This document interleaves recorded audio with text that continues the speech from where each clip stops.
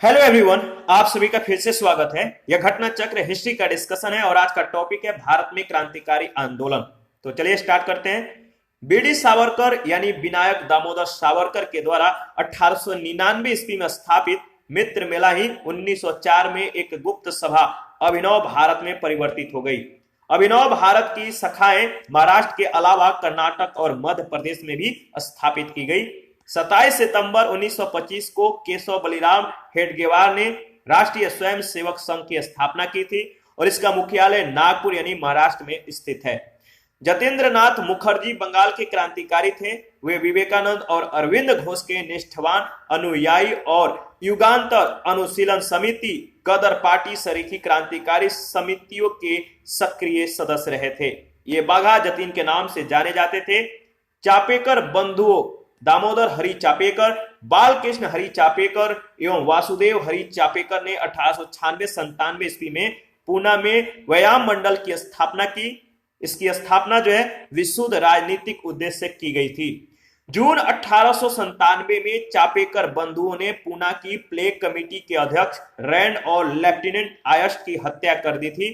इन दोनों के हत्या के आरोप में दामोदर हरि चापेकर को जो है फांसी दे दी गई थी और इनकी गिरफ्तारी द्रविड़ बंधुओं के सूचना पर हुई थी। रैंड की हत्या को लेकर यह आरोप लगाया गया कि तिलक के नेतृत्व में पूना के ब्राह्मणों ने यह साजिश की थी।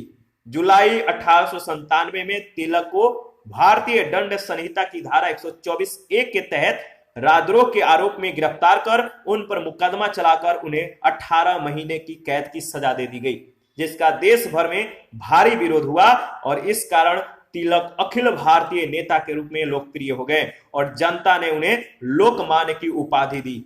1909 में नासिक के जिला मजिस्ट्रेट जैक्सन को कर्वे गुट के अनंत लक्ष्मण कन्हारे ने गोली मार दी और जैक्सन हत्याकांड में कन्हारे, कृष्ण गोपाल कर्वे और विनायक देश पांडे को जो है गिरफ्तार कर फांसी दे दी गई। बीडी सावरकर को लंदन से गिरफ्तार करके नासिक लाया गया। इसके साथ और कई अन्य लोगों पर नासिक षड्यंत्र मुकदमा चला, जिसमें सावरकर को आजीवन कारावास की सजा मिली और 1908 की बड़ा डकैती का स्थान याद रखिएगा पूर्वी बंगाल में अवस्थित था। ठीक है, देखिए बड़ा डकैती करने वाले क्रांतिकारियों के समूह को पुलीन बिहारी दास के नेतृत्व जो है प्राप्त हुआ था। तो याद रखिएगा बड़ा डकैती करने वाले क्रांतिकारियों जो क्रांतिकारी थे इनके समूह को पुलीन बिहारी दास का नेतृत्व प्रदान हुआ। 30 अप्रैल 1908 को बिहार के मुजफ्फरपुर में खुदीराम बोस और प्रफुल्ल चाकी ने किंग्सफोर्ड पर बम फेंका, परंतु किंग्सफोर्ड बच गया और दुर्भाग्य से राष्ट्रीय आंदोलन से हमदर्दी रखने वाले मिस्टर कैनेडी की पत्नी और पुत्री मारी गई। प्रफुल्ल चाकी ने पुलिस से बचने के लिए आत्महत्या कर ली और खुदीराम बोस को गिरफ्तार कर फांसी दे दी गई। अलीपुर षड्यंत्र मामले 1908, अलीपुर षड्यंत्र मामले 1908 का घटना है, याद रखिएगा। अरविंद घोष और उनके भाई अरविंद घोष और बरिंद्र घोष सहित 39 लोग अवैध हथियार रखने के आरोप में गिरफ्तार हुए। इस मामले में 17 लोगों को सजा हुई, परंतु अरविंद घोष रिहा कर दिए गए और इस मामले में अरविंद घोष का बचाव एड़ी चोटी का जोर लगाकर चित्तरंजन दास ने किया था। किसने? चित्तरंजन दास। अलीपुर षड्यंत्र मामले में ही सरकारी गवाह नरेंद्र गोसाई की कन्हाई लाल दत्त और सत्येंद्र बोस ने जेल में गोली मारकर हत्या कर दी थी, जिसके कारण उन्हें फांसी की सजा हुई।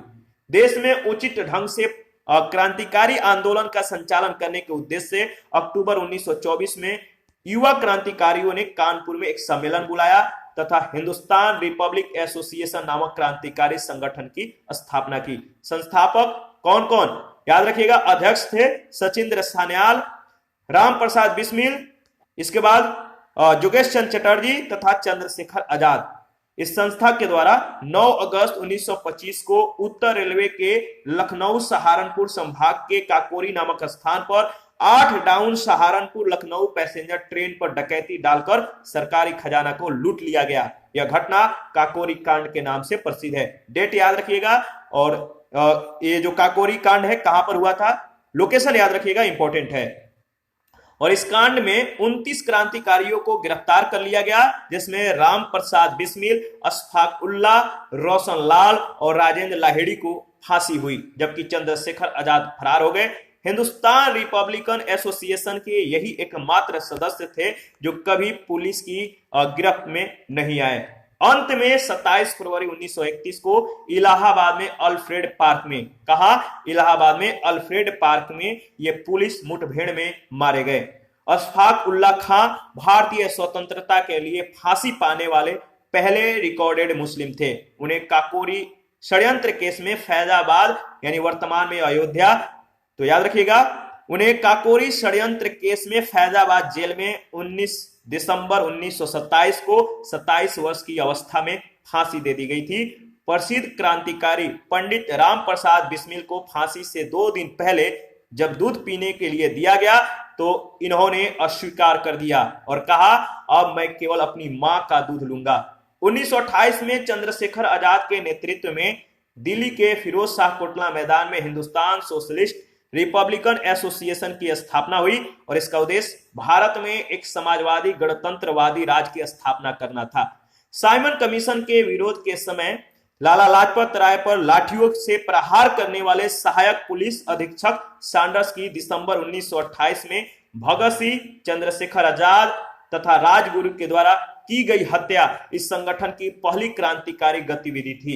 हिंदुस्तान सोशलिस्ट रिपब्लिकन एसोसिएशन के 2 सदस्यों भगत सिंह और बटुकेश्वर दत्त ने 8 अप्रैल 1929 को केंद्रीय विधानसभा में क्या किया? बम फेंका। याद रखिएगा कब? तो समय याद रखिएगा, 8 अप्रैल 1929 को केंद्रीय विधानसभा में बम फेंका।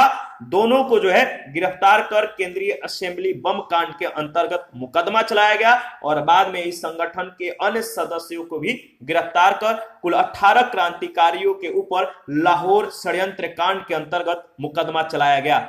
भगत सिंह, राजगुरु और सुखदेव को फांसी हो गई। 23 मार्च 1931 को इन तीनों को फांसी दे दी गई। कब? 23 मार्च 1931। और याद रखिएगा, चोरी छिपे उनका अंतिम संस्कार जो है फिरोजपुर जिले में सतलज नदी के तट पर कर दिया गया और आज उसी स्थान पर शहीद भगत सिंह का जो है स्मारक स्थित है, जहां प्रतिवर्ष 23 मार्च को हजारों लोग श्रद्धांजलि अर्पित करते हैं।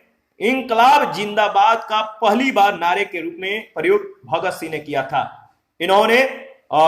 इन्होंने ही जो है इस नारे को जो है चर्चित बनाया था। किसको? इनकलाब जिंदाबाद को। चटगांव शस्त्रागार धावे को मास्टर दा के नाम से प्रसिद्ध सूर्यसेन ने आयोजित किया था। तो याद रखिएगा, सूर्यसेन यानी मास्टर दा।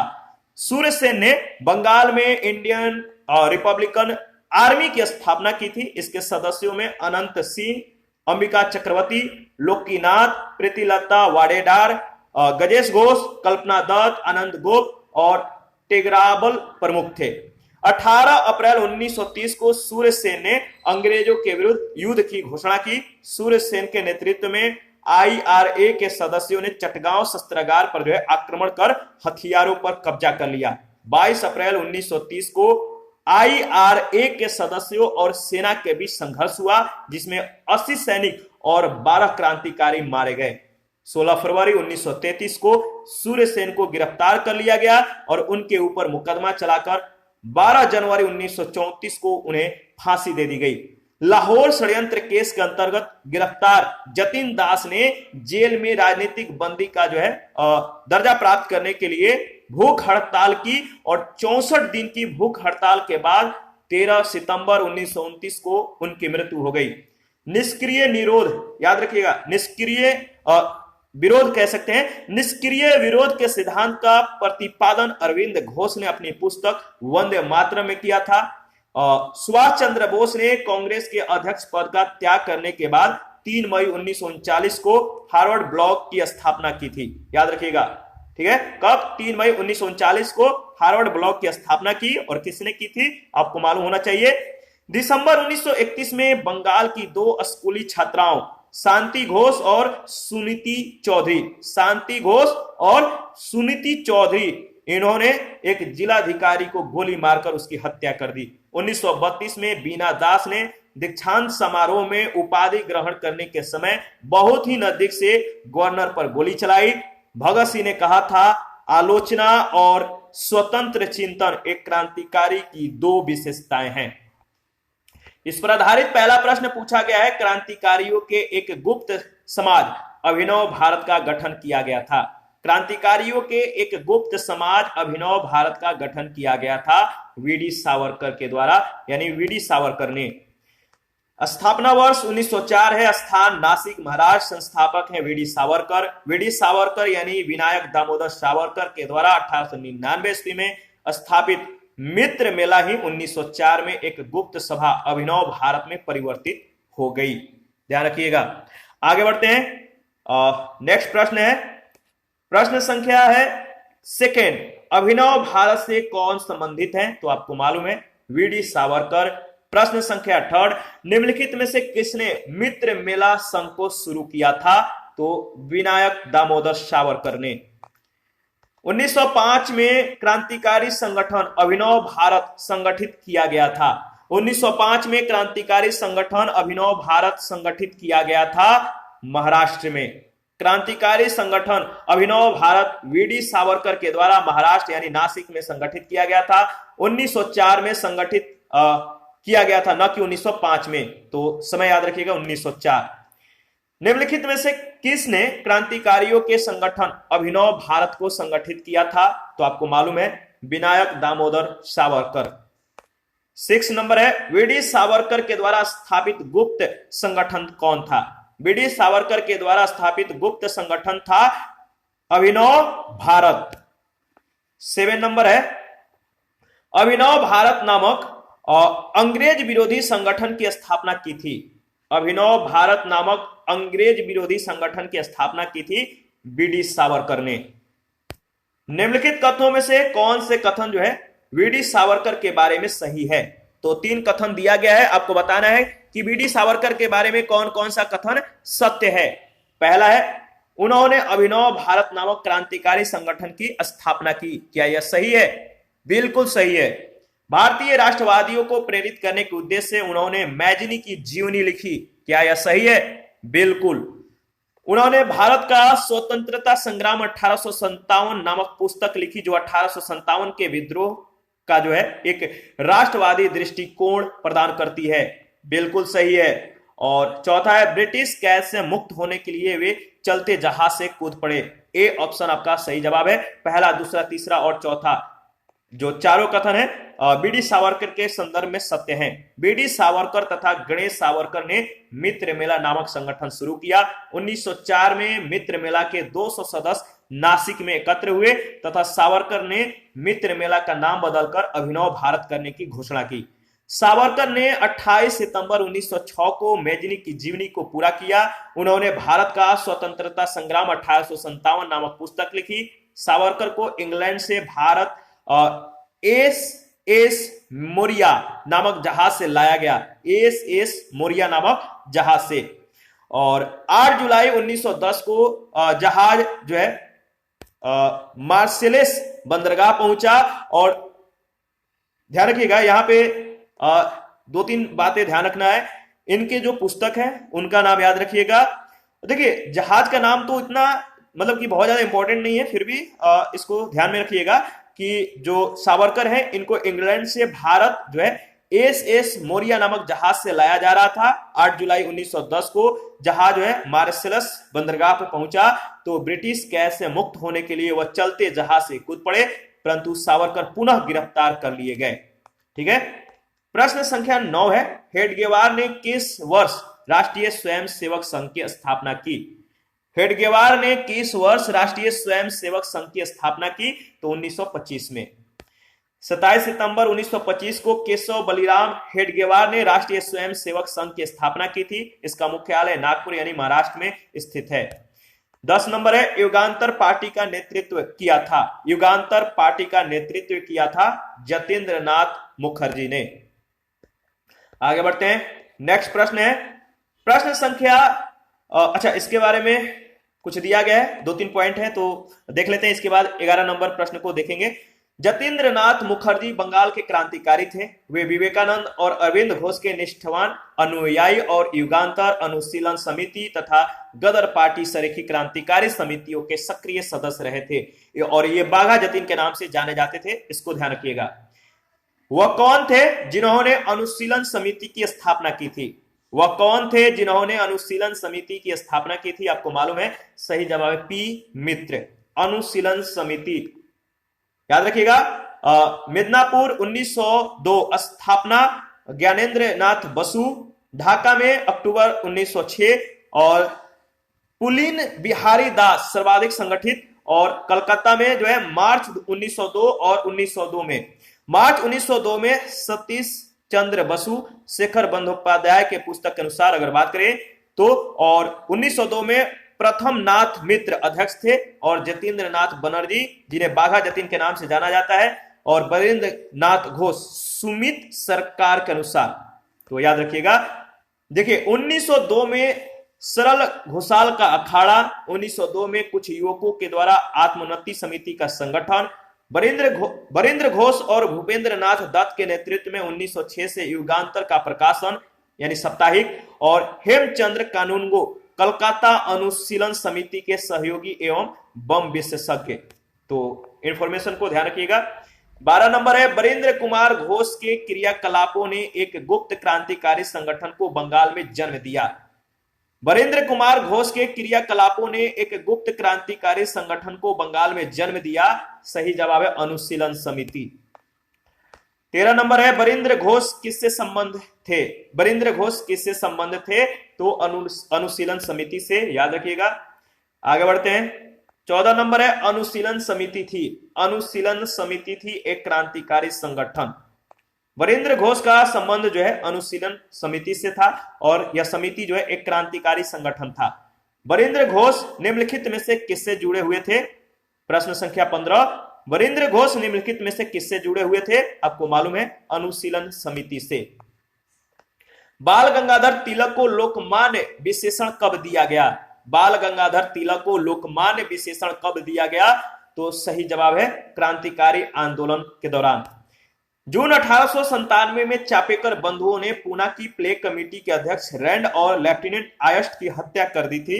रैंड की हत्या को लेकर यह आरोप लगाया गया कि तिलक के नेतृत्व में पूना के ब्राह्मणों ने यह साजिश की थी। जुलाई 1897 में तिलक को भारतीय दंड संहिता की धारा 124(1) के तहत राजद्रोह के आरोप में गिरफ्तार कर लिया गया और उन पर मुकदमा चलाकर उन्हें 18 महीनों की कैद की जो है सजा दे दी गई, जिसका देश भर में बाहरी विरोध हुआ और इस कारण तिलक अखिल भारतीय नेता के रूप में लोकप्रिय हो गए और जनता ने उन्हें लोकमान्य की उपाधि दी।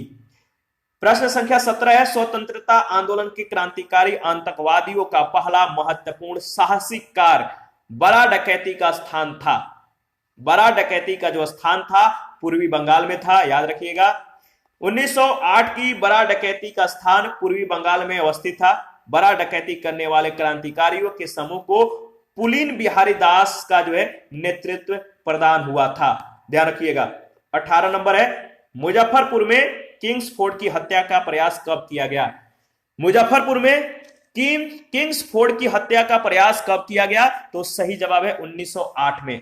30 अप्रैल 1908 को बिहार के मुजफ्फरपुर में खुदीराम बोस और प्रफुल्ल चाकी ने किंग्सफोर्ड पर बम फेंका, परंतु किंग्सफोर्ड बच गया और दुर्भाग्य से राष्ट्रीय आंदोलन से हमदर्दी रखने वाले मिस्टर कैनेडी की पत्नी और पुत्री मारी गई। प्रफुल्ल चाकी ने पुलिस से बचने के लिए आत्महत्या कर ली और खुदीराम बोस को गिरफ्तार कर उन्हें फांसी की सजा दे दी गई। 19 नंबर है, मुजफ्फरपुर बम कांड 1908 का संबंध इनमें से किसके साथ है?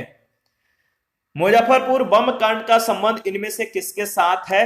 तो सही जवाब है प्रफुल्ल चाकी। निम्नलिखित में से किसने बड़ी बुद्धिमानी के साथ अलीपुर षड्यंत्र मामले में अरविंद घोष का बचाव किया? निम्नलिखित में से किसने बड़ी बुद्धिमानी के साथ अलीपुर षड्यंत्र मामले में अरविंद घोष का बचाव किया? तो सही जवाब है चित्तरंजन दास। अलीपुर षड्यंत्र मामले 1908 में अरविंद घोष और उनके भाई बरिंद्र घोष सहित 39 लोग अवैध हथियार रखने के आरोप में गिरफ्तार हुए थे और इस मामले में 17 लोगों को सजा हुई थी, परंतु अरविंद घोष रिहा कर दिए गए थे और इस मामले में अरविंद घोष का बचाव एड़ी चोटी का जोर लगाकर चित्तरंजन दास ने किया था। 21 नंबर है, किस वर्ष हिंदुस्तान रिपब्लिकन एसोसिएशन की स्थापना हुई? किस वर्ष हिंदुस्तान रिपब्लिकन एसोसिएशन की स्थापना हुई? तो याद रखिएगा 1924 में। देश में उचित ढंग से क्रांतिकारी आंदोलन का संचालन करने के उद्देश्य से अक्टूबर 1924 में युवा क्रांतिकारियों ने कानपुर में एक सम्मेलन बुलाया तथा हिंदुस्तान रिपब्लिकन एसोसिएशन नामक क्रांतिकारी संगठन की स्थापना की। संस्थापक सचिंद्र सान्याल, राम प्रसाद बिस्मिल, जोगेश चंद्र चटर्जी और चंद्रशेखर आजाद। नाम याद रखिएगा, इंपॉर्टेंट है। और आगे बढ़ते हैं। 22 नंबर है, हिंदुस्तान रिपब्लिकन संगठन की स्थापना की गई थी। हिंदुस्तान रिपब्लिकन संगठन की स्थापना की गई थी कहां पर? तो कानपुर में, याद रखिएगा। 23 नंबर है, निम्नलिखित में से कौन हिंदुस्तान रिपब्लिकन एसोसिएशन का सदस्य नहीं था? निम्नलिखित में से कौन हिंदुस्तान रिपब्लिकन एसोसिएशन का सदस्य नहीं था? तो नाम याद रखिएगा, शिव वर्मा। इनको छोड़कर भगत सिंह, चंद्रशेखर आजाद, राम प्रसाद बिस्मिल, ये हिंदुस्तान रिपब्लिकन एसोसिएशन के सदस्य थे। आगे बढ़ते हैं। शिव वर्मा हिंदुस्तान रिपब्लिक एसोसिएशन के सदस्य नहीं थे। बाद में ये जो है इसके परवर्ती संगठन हिंदुस्तान सोशलिस्ट रिपब्लिकन एसोसिएशन से जुड़े। भगत सिंह, चंद्रशेखर आजाद, राम प्रसाद बिस्मिल, ये तीनों लोग जो है मतलब कि हिंदुस्तान रिपब्लिकन एसोसिएशन के सदस्य थे, याद रखिएगा। और शिव वर्मा को लाहौर षड्यंत्र मामले में आजीवन कारावास की जो है सजा हुई थी। 24 नंबर है, अपनी फांसी से पूर्व निम्नलिखित क्रांतिकारियों में से किस एक ने पीने के लिए दिए गए दूध को अस्वीकार कर दिया और कहा अब मैं केवल अपनी मां का दूध लूंगा? अपनी फांसी से पूर्व निम्नलिखित क्रांतिकारियों में से किस एक ने पीने के लिए दिए गए दूध को अस्वीकार कर दिया और कहा अब मैं केवल अपनी मां का दूध लूंगा? नाम है राम प्रसाद बिस्मिल।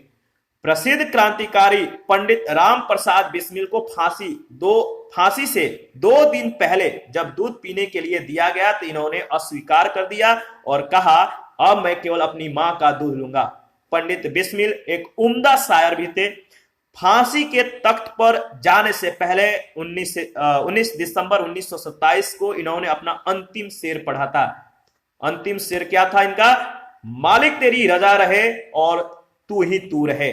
मालिक तेरी रजा रहे और तू ही तू रहे, बाकी न मैं रहूं न मेरी आरजू रहे। जब तक तन में सांस रगों में लहू रहे, तेरा ही जिक्र यार और तेरी ही जुस्तजू रहे। याद रखिएगा।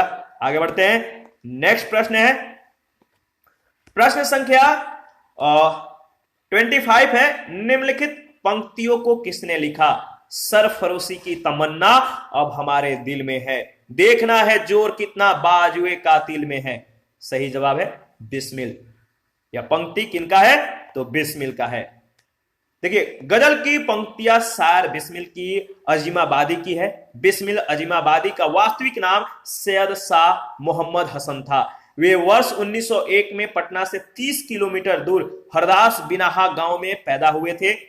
यह गजल जो है उर्दू में लिखी गई थी और 1922 में काजी अब्दुल गफ्फार की पत्रिका सबा में छपी थी। 26 नंबर है, प्रसिद्ध गीत सरफरोशी की तमन्ना अब हमारे दिल में है कि रचयिता कौन है? सरफरोशी की तमन्ना अब हमारे दिल में है कि रचयिता कौन है? आपको मालूम है कौन? बिस्मिल। बताइए। बिस्मिल अजीमाबादी इनका पूरा नाम है, याद रखिएगा। राम प्रसाद यहां पे बिस्मिल दिया है तो कंफ्यूज नहीं होना है। सही जवाब है उपयुक्त में से कोई नहीं, यानी ई ऑप्शन।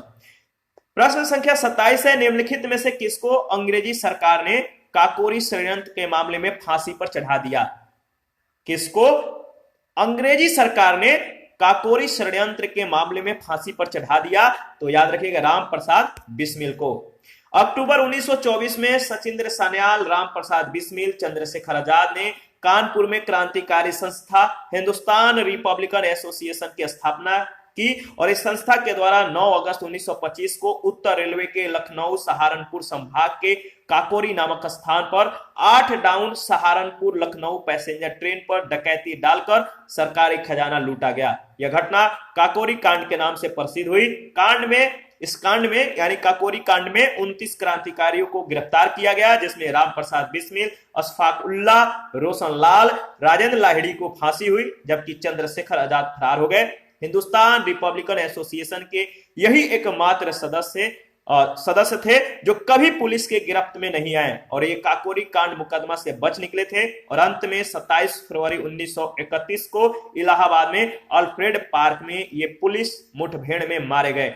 काकोरी कांड से संबंधित मुकदमे में सचिंद्र बख्शी, मुकुंदी लाल और ममंथनाथ गुप्त भी शामिल थे।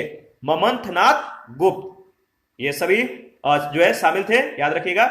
28 नंबर है, काकोरी षड्यंत्र केस किस वर्ष में हुआ? काकोरी षड्यंत्र केस किस वर्ष में हुआ? तो 1925 में। प्रश्न संख्या 29 है, और निम्नलिखित में से काकोरी कांड से जुड़ा कौन क्रांतिकारी मुकदमे से बच निकला था?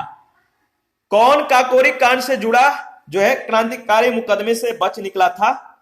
सही जवाब है चंद्रशेखर आजाद, सी ऑप्शन। प्रश्न संख्या 30 है, निम्नलिखित में से वह कौन था जो काकोरी षड्यंत्र कांड में फांसी की सजा से बच गया था? निम्नलिखित में से वह कौन था जो काकोरी षड्यंत्र कांड में फांसी की सजा से बच गया था? तो सही जवाब है चंद्रशेखर आजाद। 31 है, काकोरी ट्रेन डकैती कांड में निम्न क्रांतिकारियों को फांसी की सजा दी गई थी। काकोरी ट्रेन डकैती कांड में निम्न क्रांतिकारियों को फांसी की सजा दी गई थी। आपको बताना है इसका सही जवाब क्या होगा। देखिए इसका सही जवाब है, बताइए, राम प्रसाद बिस्मिल और अशफाक उल्लाह, ए ऑप्शन। 32 है, निम्नलिखित में से कौन काकोरी कांड से संबंधित नहीं था? निम्नलिखित में से कौन काकोरी कांड से संबंधित नहीं था? तो याद रखिएगा सूर्य सेन। आगे बढ़ते हैं, नेक्स्ट प्रश्न है, प्रश्न संख्या 33 है, निम्नलिखित क्रांतिकारियों में से कौन काकोरी षड्यंत्र केस से जुड़ा नहीं है? निम्नलिखित क्रांतिकारियों में से कौन काकोरी षड्यंत्र केस से जुड़ा नहीं है? तो नाम है भगत सिंह। 34 नंबर है, निम्नलिखित में से कौन काकोरी कांड मुकदमे में सरकारी वकील थे? तो जगत नारायण मुल्ला। काकोरी कांड 1925 को अंजाम हिंदुस्तान रिपब्लिकन एसोसिएशन के द्वारा दिया गया। इस कांड में कई लोग पकड़े गए और उन पर मुकदमा चलाया गया। सरकार की ओर से पैरवी के लिए जगत नारायण मुल्ला को नियुक्त किया गया और अभियुक्तों की ओर से सरकार ने लक्ष्मी शंकर मिश्र, केसी दत्त और जयकरण नाथ मिश्र को नियुक्त किया। अभियुक्तों की मांग थी कि उच्च कोटि के वकीलों को सरकार नियुक्त करे, परंतु सरकार का निर्णय अंतिम था। किसने कहा था? प्रश्न संख्या 35, किसने कहा था? दरो दीवार पे हसरत की नजर करते हैं, दरो दीवार पे हसरत की नजर करते हैं, खुश रहो अहले वतन हम तो सफर करते हैं। किसने कहा था? आप बताइए। सही जवाब है वाजिद अली शाह ने। वाजिद अली शाह इसका सही जवाब होगा। वाजिद अली शाह अवध के आखिरी नवाब थे। भारतीय क्रांतिकारियों के द्वारा इस नज्म का प्रयोग जेल में बंदी रहने के दौरान फांसी दिए जाने पर किया गया था। 36 नंबर है, हिंदुस्तान सोशलिस्ट रिपब्लिकन एसोसिएशन गठित की गई थी। किसके द्वारा? तो चंद्रशेखर आजाद के द्वारा। याद रखिएगा चंद्रशेखर आजाद के द्वारा हिंदुस्तान सोशलिस्ट रिपब्लिकन एसोसिएशन जो है गठित की गई थी। सितंबर 1928 में चंद्रशेखर आजाद के नेतृत्व में दिल्ली के फिरोज शाह कोटला मैदान में हिंदुस्तान सोशलिस्ट रिपब्लिकन एसोसिएशन की स्थापना हुई और इसका उद्देश्य भारत में एक समाजवादी गणतंत्रवादी राज्य की स्थापना करना था। साइमन कमीशन के विरोध के समय लाला लाजपत राय पर लाठियों से प्रहार करने वाले सहायक पुलिस अधीक्षक सैंडर्स की दिसंबर 1928 में भगत सिंह, चंद्रशेखर आजाद और राजगुरु के द्वारा की गई हत्या इस संगठन की पहली क्रांतिकारी गतिविधि थी।